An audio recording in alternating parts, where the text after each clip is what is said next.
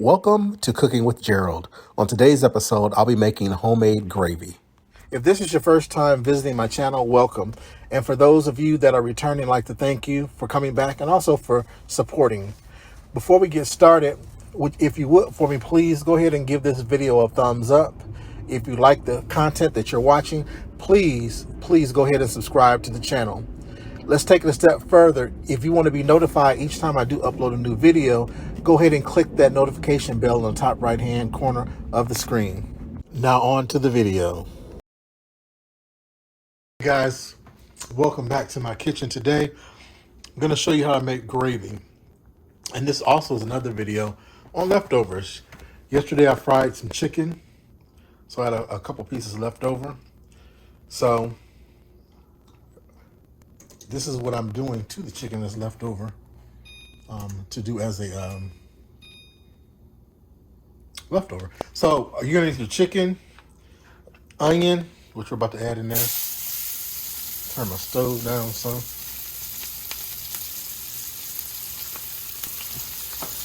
And then your onion, your flour,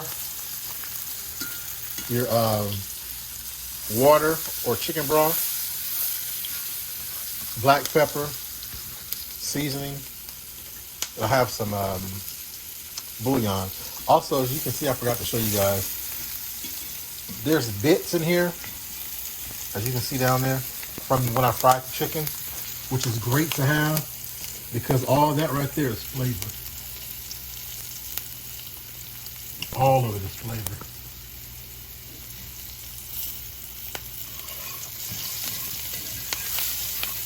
I'll let these onions cook just a little bit. And then go ahead and add my flour. There's going to be equal parts flour versus equal parts oil.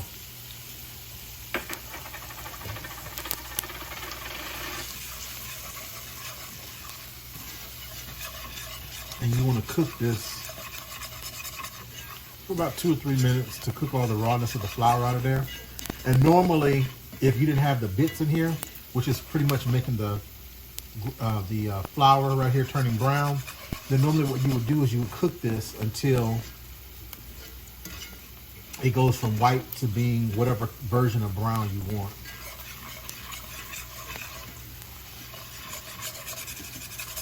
This is like real simple. You can put onions in, you can put bell pepper in here if you want. You can put garlic in here if you like. Whatever you want to put in here, you can put in here. Traditionally, it's just an onion. You cut some onions up in there and you go. And you want to watch this. This is called a roux, because you don't want the roux to get too dark, because if it gets too dark, it's going to taste like it's burnt.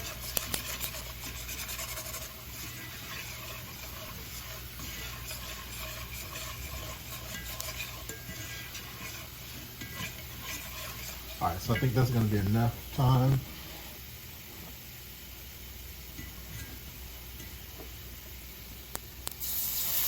You want to add just a little bit of water in here at a time, because you don't want it to lump up. If you try to pour all the water in there at once, that's what's going to happen.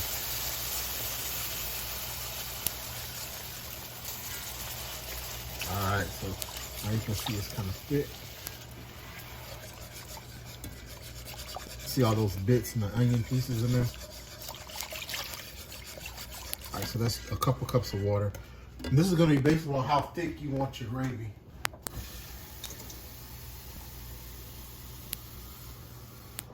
So I'm going to add some more water in here. Another probably 1 to 2 cups. Let's see. Because I'm going to let this cook for about 45 minutes to an hour. Because I want the chicken to be falling off the bone when it's done. So this should be enough in here. I'm going to go ahead and add my bouillon.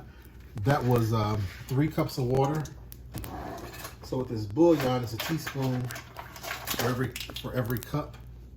So that's 3 teaspoons.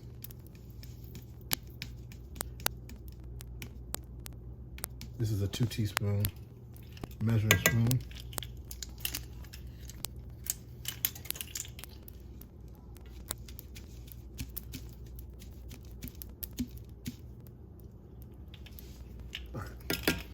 So it's 3 teaspoons. Then also going to season the taste. This is just a seasoning salt, onion powder, garlic powder, some paprika, black pepper. There's some other things in here.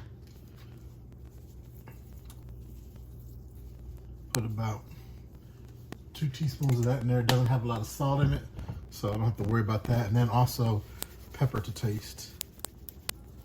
It's about 1/4 teaspoon.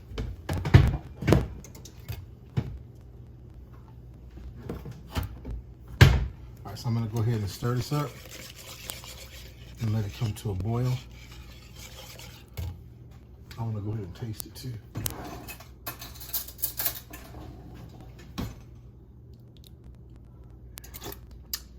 This is perfect.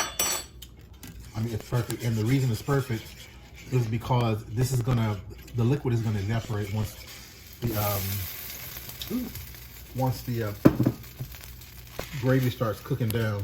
Because remember, like I said, I'm gonna leave it in here for about 45 minutes to an hour. So as it reduces down, it's gonna become more concentrated. So I'll wait for this to come to a boil and then put my chicken in. All right, guys, so my gravy has come to a boil. You have 2 options. You can put your chicken in here in the skillet and let it cook down. Cover it up. You gotta keep checking on it because the chicken may stick to the bottom of the pan. Or you can do what I'm about to do, which is put it in the oven.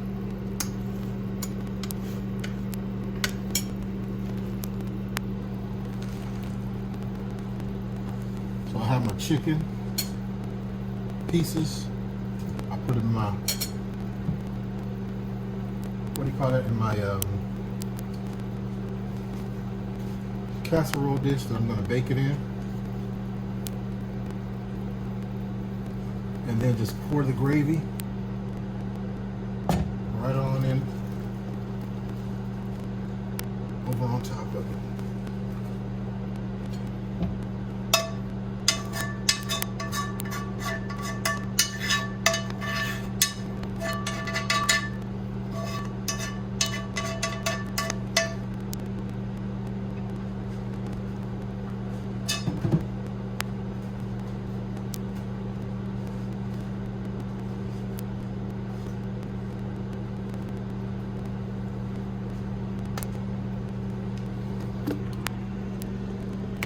I have this in here.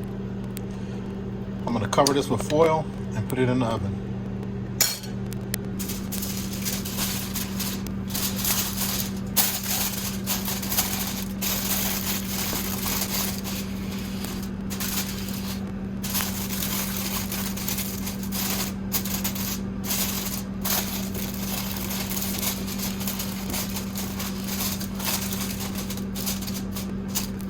All right. So I'm gonna go ahead and put this in my convection oven.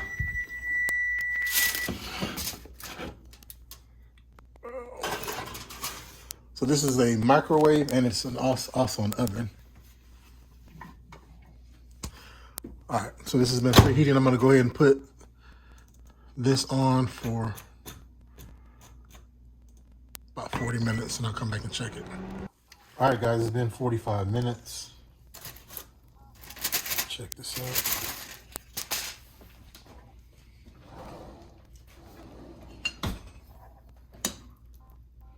Look at that.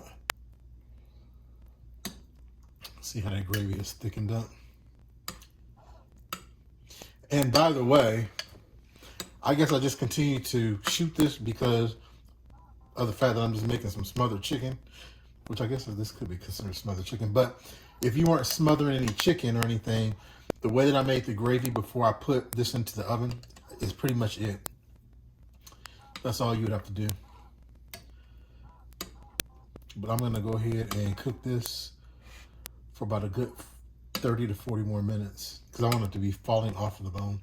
And it shouldn't take that long because the chicken is already cooked. So I'll be back. Also, guys, my stove is on 390 degrees. And that's going to be on convection, so it's about 370, 375 regular. All right, guys, so I'm back. It's been another 40 minutes. So total, about 85.